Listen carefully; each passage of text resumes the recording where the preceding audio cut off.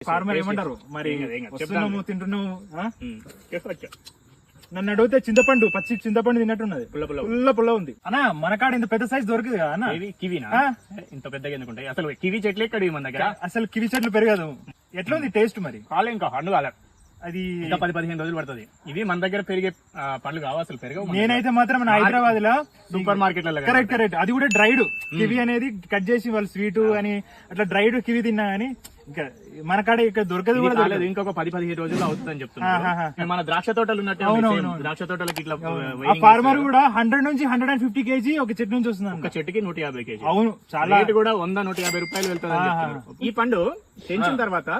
నెల రోజుల వరకు ఉంటుందంట డ్యామేజ్ కాకుండా నెల రోజు వరకు కీపింగ్ క్వాలిటీ చాలా ఎక్కువ మరి మన కాడ బాగా రేట్ ఎక్కువ అంటే ఇక్కడ వెదర్ కూడా వాళ్ళకి అనుకూలంగా ఉంటుంది బయట ఉన్న కూడా ఫ్రిడ్జ్ లో ఉన్నట్టే ఉంటుంది ఇక్కడ ఫార్మర్స్ ని ఇప్పుడు చాలా వరకు మన వాళ్ళకి తెలియదు వాళ్ళకి చెప్తే వాళ్ళు హిమాచల్ కి వచ్చి ఇంపోర్ట్ ఎక్స్పోర్ట్ స్టార్ట్ చేస్తారేమో